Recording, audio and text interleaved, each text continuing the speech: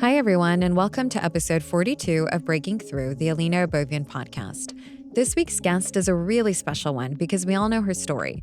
Dr. Nadine Macaluso, also known to her patients as Dr. Nay, is the real-life inspiration behind Naomi Belfort's character in the movie Wolf of Wall Street. We saw how it all played out on the big screen, right? The turbulent 8-year marriage to Jordan Belfort, marked by abuse, greed, and trauma.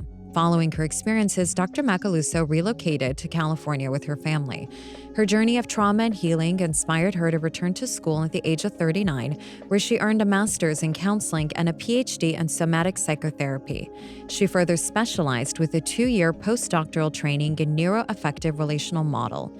As a therapist, Dr. Macaluso combines her education and personal experiences to help other women heal from trauma. In this episode with Dr. Nay, we discuss what trauma bonds are and how they form, why it's so difficult to leave a toxic or abusive relationship, the manipulative tactics narcissists use to keep people hooked, my own realization of being in a 16-year trauma bond and how there is a spectrum and sometimes the signs are not so obvious, the process of breaking free, reclaiming identity, and building healthy love.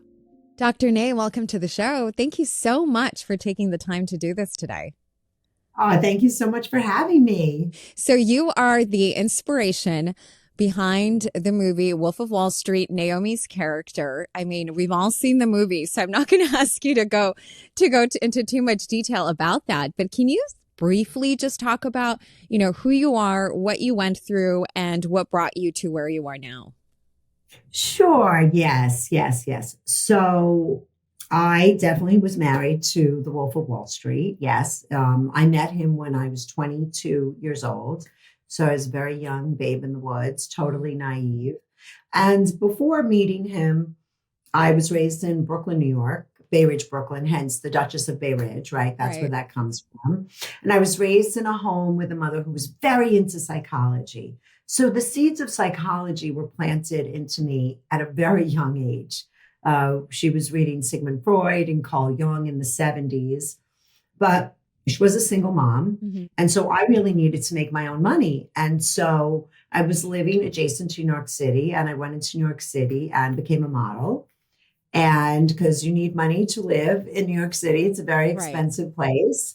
And as the movie depicts, I went to a party in the Hamptons with my boyfriend at the time. And that party happened to be at the Wolf of Wall Street's house. Wow. Okay. Did you know at the time when you met him that he had these characters that were consistent with someone who is narcissistic or an abuser? Or was it something that you realized after the fact? Yeah, well, you have to remember, 25 years ago, right? Mm-hmm. Nobody was talking about narcissism, trauma bonds, even trauma. They weren't even really discussing unless you were, a veteran of war, right? And so I had no idea. I walked into this party. It was a beautiful big white house. And, the people were acting strange, though. And I didn't understand why, because they were all on Quaaludes. Okay. And then as the movie depicts, one of his friends showed himself to me, exposed himself. And as a 22-year-old girl, I was mortified. And I said to my boyfriend at the time, I said, we got to get out of here. These people are crazy. And so we left. I mean, we only stayed about half an hour. But similar to a person with that personality, I guess he had set his sights on me. Mm-hmm. And then he pursued me vehemently. And in the beginning, it's very intoxicating, right? Because they're very charming. And, this is not something I've really talked about before on this podcast, but I feel I was in a 16-year trauma bond.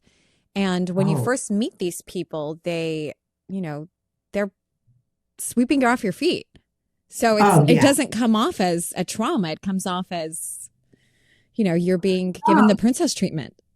Yeah, no, I mean, and as the movie shows, I mean, again, we weren't talking about love bombing. I didn't know what that was, but he was the best love bomber probably on the planet. I mean, how would you describe love bombing? Well, love bombing is somebody giving you just oodles of attention and admiration and affection or gifts. And that's what I received both of those. Listen, I lived in a small, 800 square foot apartment.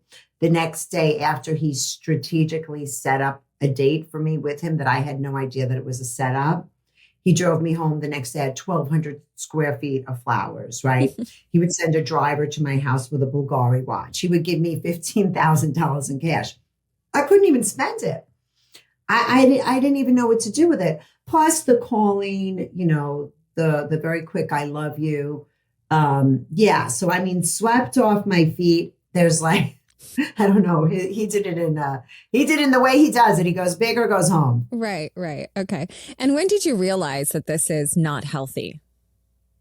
It started relatively early because what I say is that in a trauma bond, originally they show up as Romeo, right? They're generous, kind, helpful, magnanimous, adoring. You just think you met a unicorn. Right. And that's what I thought. I'm from Brooklyn. He's from Queens. He's self-made. We were very similar age. I was 22. He was 28. We're 23, 22 and 27, around those ages. So it wasn't like he was some older man, right? So we just really fell madly in love. A few months in, the threats started with, if you don't marry me, I'm not going to date you. If you don't have children, I'm not going to marry you. And as a 23-year-old girl whose parents had gotten divorced when she was 6, I had this number in my head. I didn't want to get married till I was 30. And I mean, there were threats and domination until I gave in. So I was quite angry about that initially. And inside, I knew something was wrong, but we didn't know about coercive control back then. And I just was like, oh, he just loves me so much. Right. It's intoxicating when this person gives you all that attention. It's flattering. You feel wanted, you feel chosen, especially being a product of a divorced family. I was as well. For me, it was this idea of being chosen, right? Yeah. And also, I'm a lover. I mean, I'm a relational person. That's why I'm a therapist. I love to love. Right. I have very close relationships. I have my best friend since I'm 7 still, for 50 years.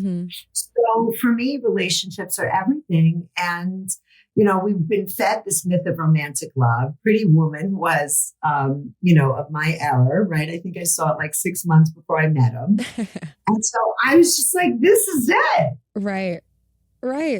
So what happened after? Can we talk about once you left the marriage and then when you went into this practice, and what do you specialize in now so we can get really into it?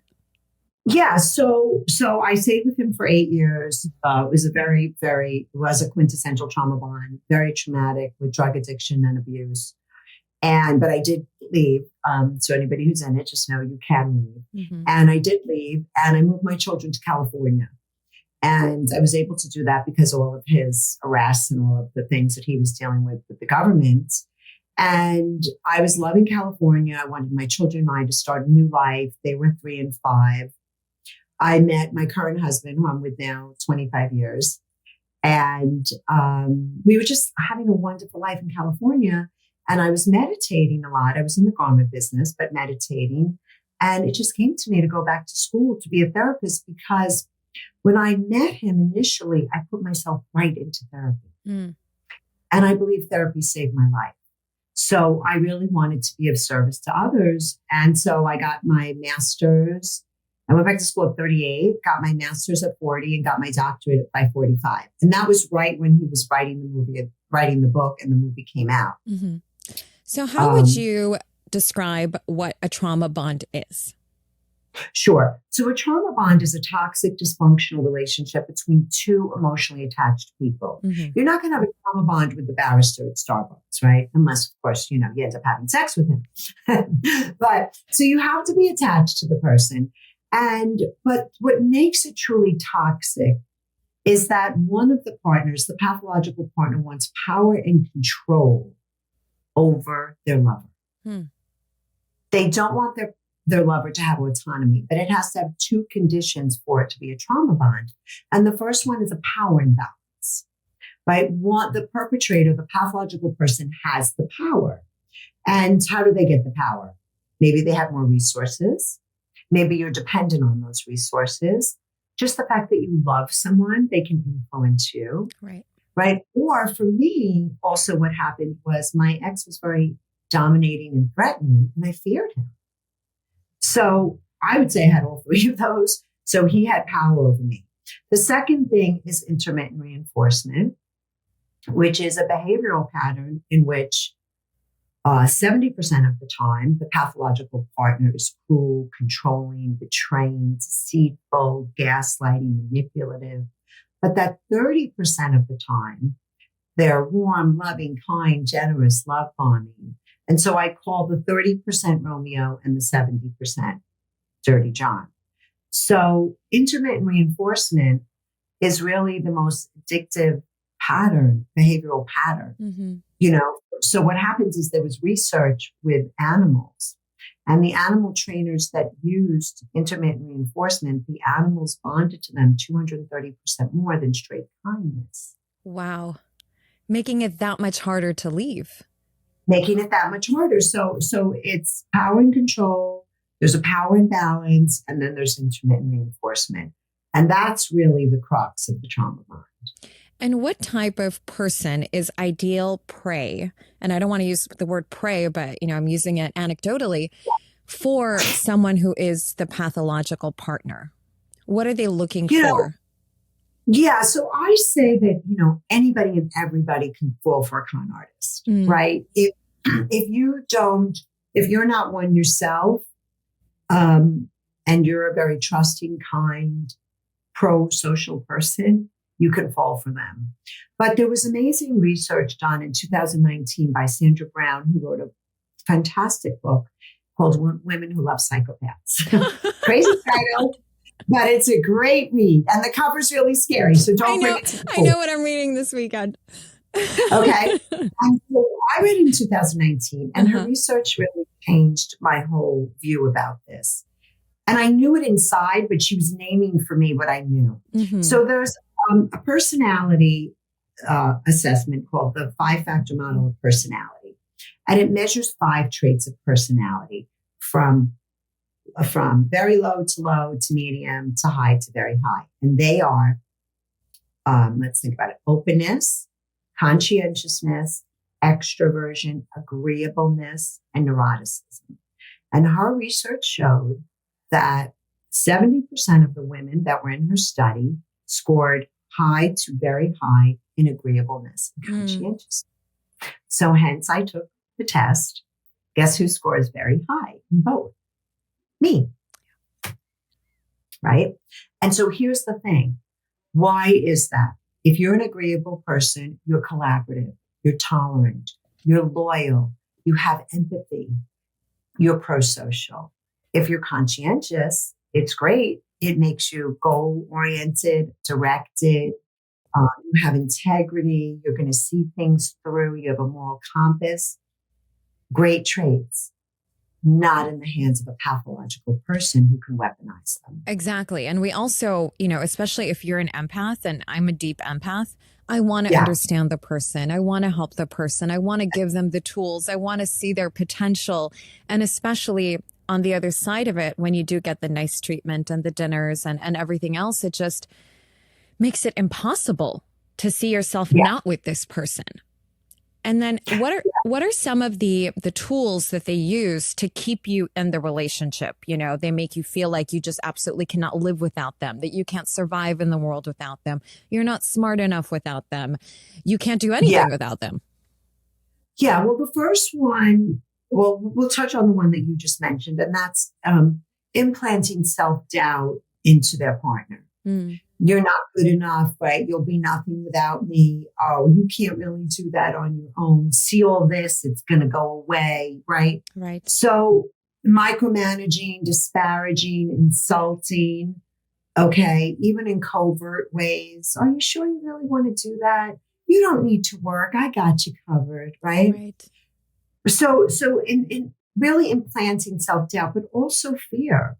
I mean, my ex told me the only way you're going to leave this marriage is in a body bag, right? Or, really being, there's that saying, walking on eggshells, because what happens is that you could just be living your life, and then all of a sudden, and this happened to me often, I'd get accused of cheating.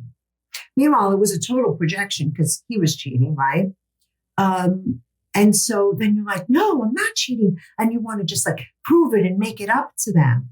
So there's all different manipulative tactics, whether it's fear, whether it's instilling self-doubt, whether it's projecting all of their poor behaviors onto you, that are creating this web of coercion, right? It's because these are all methods of coercive control, isolation, intimidation, domination.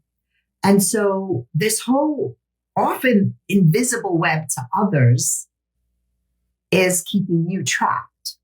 Dr. Nate, why do they do this? Why does someone exert this type of power over someone else? You know, there's so many reasons why, but if we go to the basics, I think this person feels entitled to do that. They feel like they have a right to your life. They feel superior often, that again, they can do whatever they want. They lack a moral compass. So they just feel like, yeah, I can have sex with that girl. Yeah, I can have sex with that girl and do drive and lie to you and come home, you know. They also often, this isn't spoken about that often, but they have often severe anxiety. And so they're controlling you as a way to manage their anxiety because you have become their love object. Or punching bag. Both, right? Somebody said like blanket and whipping post, right? So there are a lot of different ways why they do it, but this is the way I say it in one sentence. A pathological partner will use, harm, exploit, and betray you and anybody, their mother, their sister, their child, to get their needs met for power, pleasure, money, and status. And can people like that ever change? Yeah, this is the question, right? So first of all, to be able to change, you have to want to change. If you're getting all your needs met and you're super wealthy and you have tons of yes men around you, what's your motivation to change? Not much. Second of all, they don't really have reflective capacity like you and I have. They don't have the capacity for insight. And in their minds, they really believe everybody else is the problem. That's part of the pathology. That's why they blame everybody else, right? They're the eternal victim, even though they are perpetrating abuse. So they don't think that they have to change. Another reason is because they have usually a cluster B personality disorder, meaning they have antisocial, narcissistic, histrionic, or borderline. And personality disorders are egosyntonic. So if you and I get depressed or anxious, it's ego dystonic. We're like, we don't want this. We don't want this. But with a personality disorder, it's ego syntonic, meaning they're just like, this is who I am. Yes. It's their personality. Right. I always used to hear, well, this is just me. Yeah. And exactly. It's promoted by the patriarchy. And I come from an Armenian background. And so it's very much ingrained in our culture that men just are the way that they are. That's right. That's right. So that's just like how many reasons did I just list off like that, right? And of course, there can be deeper psychological reasons. But yeah, when you have a severe, personality disorder, they can be challenging to change. Now, have I seen people change? I have. Okay. But let's say 85% to 90% don't. So if you are in a situation like this, in a marriage like this, how do you identify that it's time to leave?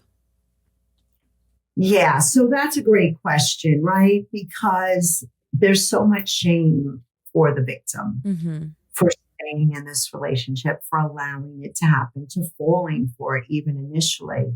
And so I think people want to leave for different reasons. Some people, it's for their children, right? We can often do things for our children that we can't do for ourselves. Sometimes, and in most of these relationships, the abuse, the verbal abuse, can escalate into physical abuse, right?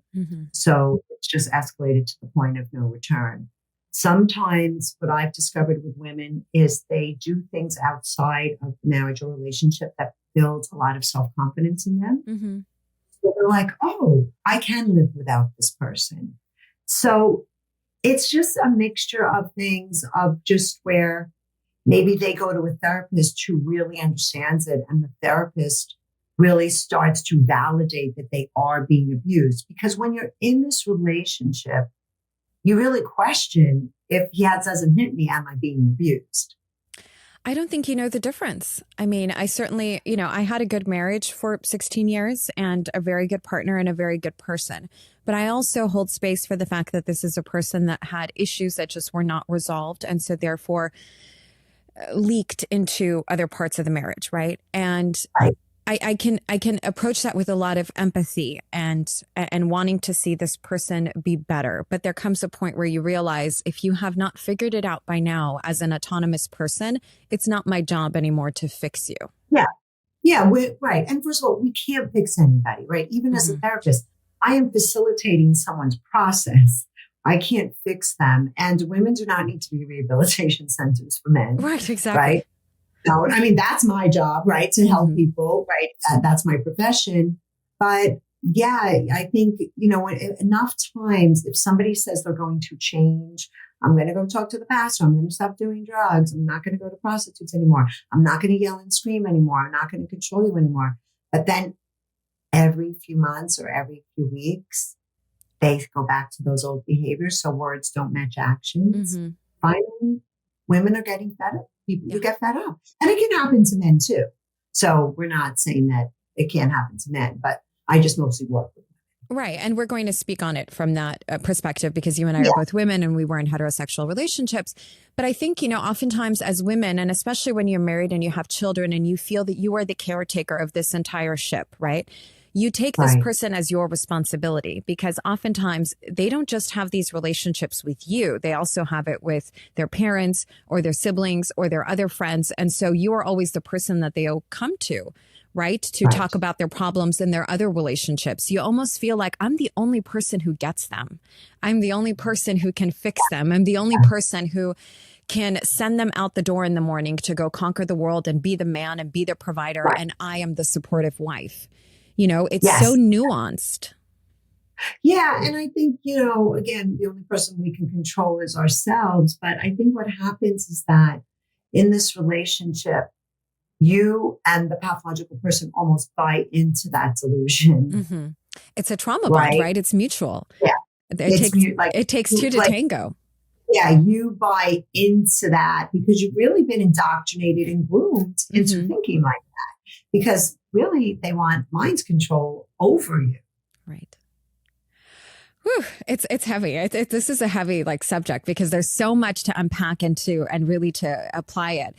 Let's talk about children in these dynamics. How do children react when they have a parent who is the pathological partner? Yeah. So this is where it gets really tricky, right? Because depending upon the child's temperament, and sometimes also their birth order can affect how they respond.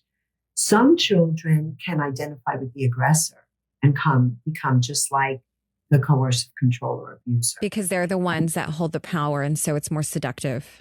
Yeah, they're just like, I don't want to be like this, my mom, who's the weak one over here, and some of them, though, they don't identify with the aggressor. They can become more the protector for the mom. Don't do that to mom. But what I've seen happen that's incredibly sad is when the pathological person tries to fracture the attachment between the mother and the children. And that can be really, really painful, especially if you're not aware that you're in a trauma bond and they're doing it right under your nose until it gets too late. Right. And then they're all on their side, on his side. Right. When you were going through this, did you feel that people judged you for being in this type of relationship? Because I think, when someone like this is a problem, they're a problem to a lot of people. And so you will almost get, guilty by association. Like you're just as bad because you're in this nastiness. Yeah. I think in my marriage, I was in such survival mode. Like I would always say, literally, I'm on the back of Jordan's coat, and just our life was so dramatic and chaotic and erratic that I don't even know if I had time to even stop to think what people were thinking about me. I'm sure people were thinking tons of things about me and passing judgment all the time. However, that wasn't my main focus. my main focus was really trying to get him sober. Like I was obsessed with, if I get him sober, he'll be the guy he was when I first met him. But so many women felt shame. I felt shame for being in it and for tolerating abuse and losing myself. And I'm sure people were passing judgment on me. That just wasn't my focus at the time, but I'm sure it was. Right. And it's interesting you say that your focus was getting him sober because, these people, their problems are layered and complex. So what we think is the surface problem oftentimes reveals so much more underneath. That's right. That's right. Because again, I didn't know about narcissism or Machiavellianism or any of these terms or trauma bonds. So I was just like, his drug addiction, as the movie depicts, was so apparent and so in my face every single day. And it's really sad to see somebody that you love destroy themselves, especially when they're the father of your children. It's really, really devastating. And I did, in my own grandiosity, I'll own that, believe that my love could save him. Right. Like I actually did believe that, as ridiculous as that sounds now as an older woman. And so that was really my main focus. He did get sober. Right. And looking at you, what happened to you? Because in this case, you are the victim. We oftentimes do not pay enough attention to the victim. But what are some of the things you noticed about yourself and how it chipped away at, the essence of Nadine? Yeah, I think for me is I completely had to lose myself to be in this relationship. I couldn't have needs. I couldn't have wants. Yeah, I could buy nice things, but that's very different than having your emotional needs met. When you're living with someone who is larger than life and takes up so much space, I just got really lost in the shuffle, and I didn't know who I was anymore. And I would look in the mirror and just be like, "Who are you? Like, what are you doing?" Because there's a symptom called cognitive dissonance, which is the mental confusion that you feel when you're in a relationship like this because you're in love with Dirty John and Romeo. So you're like, is he good or is he bad? Am I crazy or is he crazy? Right. I start to think maybe I'm the crazy one, because they tell you you're crazy or, whatever he would tell me, then I would almost start to believe it. And then you have cognitive dissonance about the relationship. Is it toxic or healthy? So you have 3 different layers of cognitive dissonance that you constantly struggle with. And I think the hardest one is the cognitive dissonance you get about yourself, because I was no longer recognizable. Wow. How did you realize that you needed to leave this marriage? What was the moment?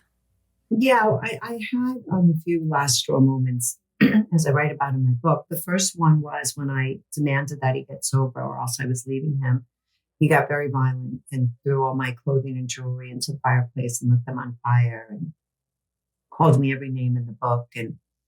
And as the day progressed into the next day, I actually went to my closet and I said, "God, give me the strength to do this," like leaning against my closet. And then the next day he told me he had chartered a private plane. He was taking my daughter to Florida as he's high on cocaine. Okay. Right. And I'm down the stairs. He's up the stairs and I chased him up the stairs and he kicked me down the stairs in my solar plexus while he was holding my daughter. Yeah. He could have killed me. But luckily my mother was smart and said, "Tell them you're going home to a domestic violence situation." I called the police, and as the movie depicts, that was when he drove my daughter into a wall. But that's not how it happened. I actually drove into the car with them and was smart enough to tell one of my housekeepers to close the garage, and he got us. So then he did go to rehab. So he didn't take my daughter. I saved my daughter, but he did go to rehab. So that was like my first, I was like, okay, this is insane, right? But he came back sober. But 6 months later, I told him how painful it had been for me, his abuse, the drug addiction. And he was like, "It wasn't that bad." Right. So he had no remorse. Right. And inside my heart closed because I was just like, how could you be so callous? How could you be so, I didn't know the word callousness back then, And then the third thing was my third straw was he got arrested. And I knew he couldn't harm me anymore. What happened? The power imbalance shifted. Right? Now, he didn't have the power. I had the power. I wasn't the one with an ankle bracelet on. And I just said, I'm done. I'm out. Do you find that women come to this realization in relationships once they start earning a living and can see themselves as financially independent? So as you said, the power dynamic starts to shift. Yes. And I actually had a business at the time. I had started a design and maternity company. I had a store, I had a website and a catalog. And I think that was a big piece of it. And also, I just think, I had a window. And I always say, not every woman gets lucky and their pathological partner gets arrested, because I was afraid he would try to take my kids if I left him, pay off judges, manipulate the court system. But once he got arrested, that could no longer happen. And what shifted for you? For me, it really shifted the day I got kicked down the stairs. Mm-hmm. That day, I was never the same after that. And I left him about a year later.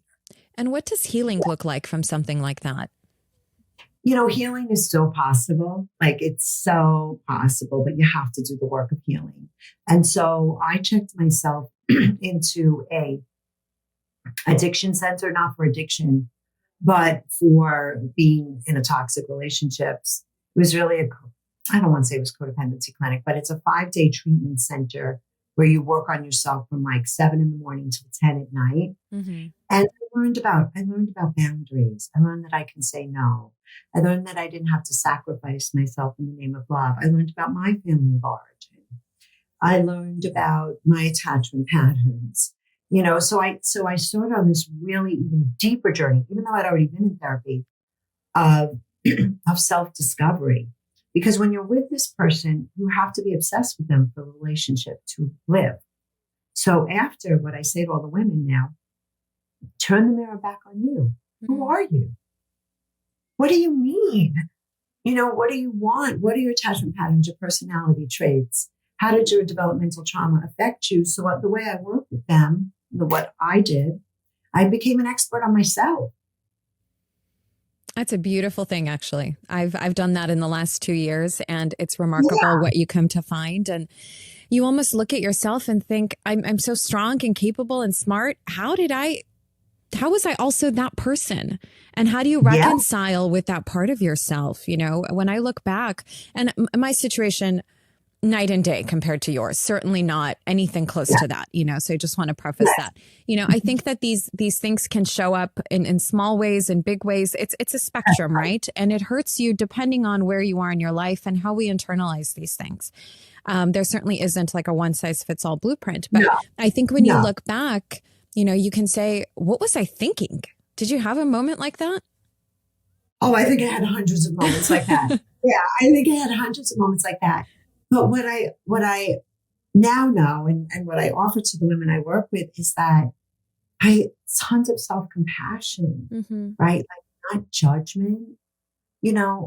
I went into this marriage with the intention to love, communicate, have children, spend my life with somebody. I didn't go into it with the intention to manipulate and control. Mm-hmm. And I didn't know that that's what this partner was capable of. And so self-compassion is a big part of healing, of just saying, you know what, that was really hard.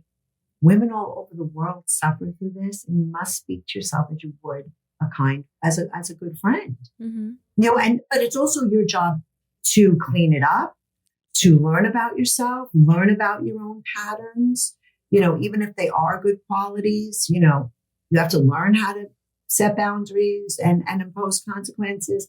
You have to learn to tolerate people disliking you when you say no, right? These are developmental processes that do need to happen. Right. Not to play the victim, not to be the victim, but to now be someone who's proactive and you can change. You can change. Yeah, you can be victimized, but you don't have to have a victim mindset. Right. Exactly. Right. Those are two different things. And and then I began, my journey of healing. And then I went back to school, and I didn't want a specialty. You would think it would have been so obvious to me, but I was like, I want to treat everybody. But then what happened? I would say, movie came out in 2013. In around 2018, I had my practice for about 5 years, and I'm just like, why are all these smart, kind, beautiful women in these relationships? And that's when I said, I'm going to go back to the research. And then I wrote my book, Run Like Hell. Run Like Hell. What does that mean? What does that title mean to you? It's funny. I wish I could say I came up with it. I didn't. My publisher did. And when they first told it to me, I was like, that's not academic enough. I can't use that. They were like, Nadine, use it. So it just means like the first signs, the first red flags. If you go to dinner with someone, they have 10 drinks, run like hell. You go to dinner with someone, they say all their exes are crazy. This is something I wanted to ask you about. What are some of the red flags initially? Yeah. Initially, if you set a boundary and this person doesn't want it, run like hell. If they're not respecting the level of access that you want to give them to you, don't tolerate it. If you see words not matching actions, I have a pathological lover checklist on my website and in my book. And literally, you go on a date, you go home and you look at that checklist. What are some of the things on that checklist? Yeah, that's it. Words not matching actions, substance abuse, all your exes are crazy, not being able to tolerate boundaries, not being curious about you, right? They think they know you. They think they know you. And there's so many other ones. But, also like too much too soon. You've gone out with somebody for 2 weeks and they're like, that's it, you're my soulmate. Well, how could that be? Right. Exactly. And I think sometimes we don't want to take the time because we want the love. I know I'm an eternal optimist and a total romantic. And so it's like, if that's my Prince Charming, let's go. Why not? What are we waiting for? But that's not how life works. And you need to take it at a slower pace. You need to pause. You need to reflect. You need to stop and really ask yourself the questions before we open ourselves, our lives to this person who may be a wonderful person, but may not have the capacity to really honor this relationship the way that it should be in a healthy way. That's right. And get curious, like interview them. If they say their ex is crazy, why? What happened? Don't just brush over things. Like my ex was married at the time, but he told me he was separated, right? I should have dug deeper into that. I was just like, okay, you're separated. No, I should have been like, what do you mean you're separated? Are you living separately? They were living separately, but they really weren't. Right. Right. But so you also have to get really curious, and that's okay to demand answers for people that you want to be connected with maybe one day. You said something earlier that now all your clients, people you were meeting, were these amazing women who were for some reason getting caught up in these relationships. What do you think it is about these amazing women who fall for these guys? I think first of all, a lot of them want to have families. They want to have children. They want the happily ever after. They want the white picket fence, right? They love to love. They're, like I said, they're very determined. They're highly empathetic. They're tolerant. And then some of them, of course, have had their own developmental trauma. And the chaos and the drama can feel familiar to them, right? The reward of family is familiar and family. But the misnomer was that was all the women, right? Because I didn't grow up with somebody yelling and screaming at me and beating me, right? I just didn't. So it's a mix of some women want to be more dependent. They don't want to have as much autonomy, which again, there's nothing wrong with that, but if you're with the wrong partner. So it's a mix, and in my book, I explain that there's not like one type of woman that falls for these people. Anybody and everybody can, but it's good to understand what your bucket is. Right. And how do we understand that? So I give everybody who comes to me tons of assessments. And they're all on my website. All the assessments are on my website for free. Okay. Like there's the personality trait assessment. There's an attachment assessment. There's a pathological lover assessment. There's a developmental trauma assessment. And there's a trauma bond quiz. Do you find it's hard to trust in the next relationship? Was that difficult for you after what you went through? Yes, yes. And what I learned is that it wasn't even so much about me trusting the other person, it's about me trusting myself Hmm. to make a decision, Right. The power you of our know? own autonomy. I said when I got Yeah, a divorce, it felt amazing to have just my own voice in my head. But yeah, it's now what not. do I do with that? And it's a big responsibility to really say, okay, I've got it from here on out. I don't need this older figure now telling me what to do and steering my life. I'm going to do it on my own. But I think you really do have to do the introspective work, especially if you're a mother and you are of a certain age and you now have to really figure it out and not be of this victim mindset and say, I'm going to choose differently for myself. Yeah, and listen, adulting and adult consciousness is scary. Yeah. You know, like you're saying, to take full responsibility for ourselves, it's like everything in life, it's a paradox. Mhm. It's scary, it's liberating. Right. Let's talk just a little bit about, you're now remarried. What was it like for you to now find this new person? And did you at any point feel resistance because of your past? Oh, sure. Yeah. I felt tons of resistance initially, and it was scary. But trust has to be earned, Mm-hmm. right? Just blindly trusting anymore. And then slowly over time, I saw that I could really trust my husband, John. And he had three little girls, and I had a little boy and a girl. And so the Brady Bunch was my favorite show as a child. So I got to have a modern day Brady Bunch. And of course, like our marriage isn't perfect. We've been together for 25 years, but we can hear each other. Like the first time we had an argument, and because everybody argues, Mm-hmm. and I said, voiced my opinion about something, and he said, "Oh yeah, I hear that." And I said, "What? Wait, I was like, you hear me? Oh, okay, what is this?" Right. My brain couldn't compute it. My brain couldn't even compute it. And then over time, our bond just developed, and we've challenged each other for sure. But just look at it. And listen, I post about my ex-husband a lot, right? Mm-hmm. Because I use the movie to help women everywhere. But he gives me the space to do that. He understands my mission. He knows I'm not like obsessed with Jordan. So that's love too, is that we've given each other the space and the space to be who each other authentically is. Right. And that can happen in a trauma bond when somebody wants power and control over you. And not feeling the highs and lows can feel very unsettling. I was telling a girlfriend yesterday that my nervous system feels very calm, and it's almost like, what's wrong? I'm looking for Yeah. problems Yeah. because we're Yeah. so wired for the That's tension. right. And I think a lot of times, so what I explain as a therapist is the opposite of depression isn't happiness, it's vitality, it's feeling alive. And a lot of times I think we confuse vitality with drama. Mm, yes. We can confuse the chemistry for connection. Yes. Yes, yes. And you know what? Listen, great sex is great sex and it's wonderful. It just doesn't mean that's necessarily the person Mm-hmm. you're meant to be a life partner with. Right. Around children, around finances. I mean, there are very big things that go into a partnership: real estate, financial losses, financial gains, health, parents dying. Mm-hmm. You need a partner who can be there with you. I haven't read your book, but I'm going to. What are some of the main takeaways? So the main takeaway, so the first one is that I wanted to break the stigma of the victim. Mm-hmm.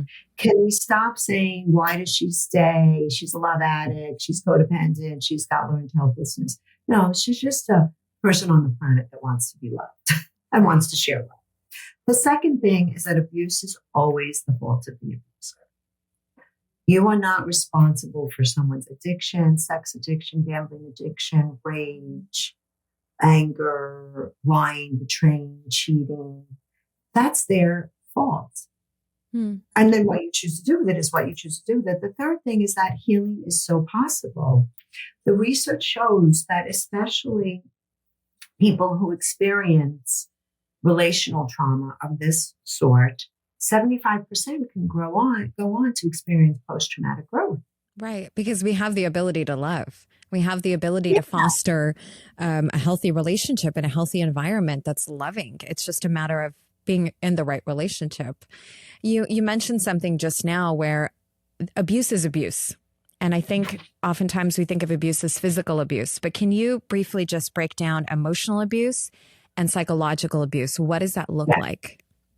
Yeah. So, right. We're used to thinking of abuse being physical violence, one single incident model. Mm-hmm. But what happens is that there's the term that I mentioned earlier called coercive control. And so that's where you are getting intimidated, you're getting dominated, you're getting threatened, you're becoming isolated, right? And so that's where that person is really pressuring you to control you. And then you can have the manipulative side where it's gaslighting, right? Denying all the lies, right, to your face.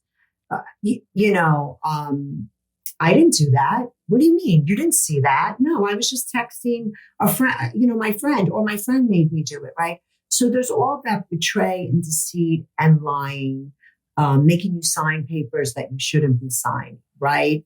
Taking out a second mortgage on the house that you don't know about. So there's manipulation and there's coercion, and the verbal and emotional abuse of the disparagement or the micromanaging is really coercion. But then, manipulation and coercion can kind of get mixed together, but it's putting somebody down, it's screaming at them, and it's really not having their back and making them fear you.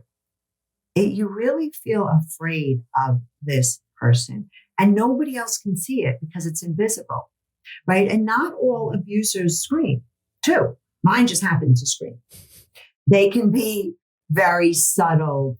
It can be very subtle disparagement and insults and just a real diminish yourself. What happens to the person on the receiving end who's taking this on for years and just doesn't know you don't know any better? Yeah, so there are 3 symptoms that a victim gets. The first one is loss of self, which I spoke about with myself. The second one is the cognitive dissonance, which is really a very hard symptom to deal with because you have to realize you're not in love with Dirty John and Romeo. You're actually just in love with Dirty John. There was never a Romeo. Usually the good times are manipulative as well. And then you get a whole third set. So 100% of people get loss of self and cognitive dissonance. But 70 to 50% of people get complex post-traumatic stress disorder, which is a whole set of symptoms of hypervigilance, anxiety, depression, shame, hopelessness, helplessness, a negative self-image, lack of trust in relationships, emotional dysregulation. So when you think about all of the things that I just named, you really need to be with a trauma-informed therapist or a therapist that really understands these symptoms.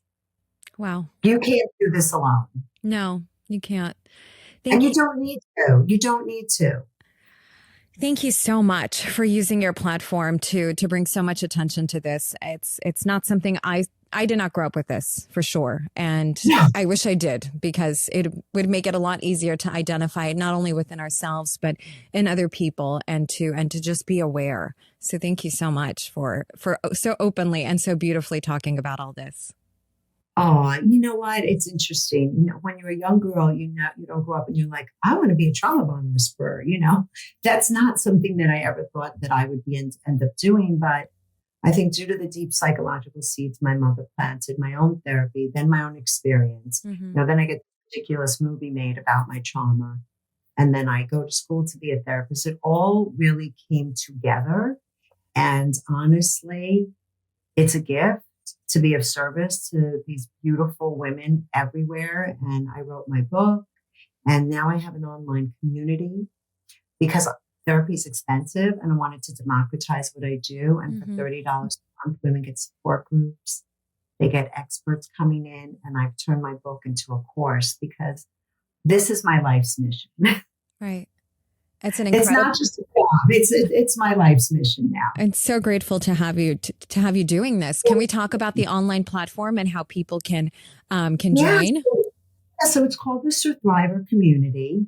And I started it in February. And you can just go to my website and you'll see at the top header, you can join it. Or it's on my link tree and my Instagram, which is The Real Dr. Nadine. Mm-hmm. And I really say to, when you start something, you don't know how it's going to be, right? I just had this vision of doing this because I just believe that we're so much stronger together than isolated in our own brains, shaming ourselves. And so to see the women, I mean, aside from the fact we have support groups, education, that's amazing. To see how the other women support other women. Yes.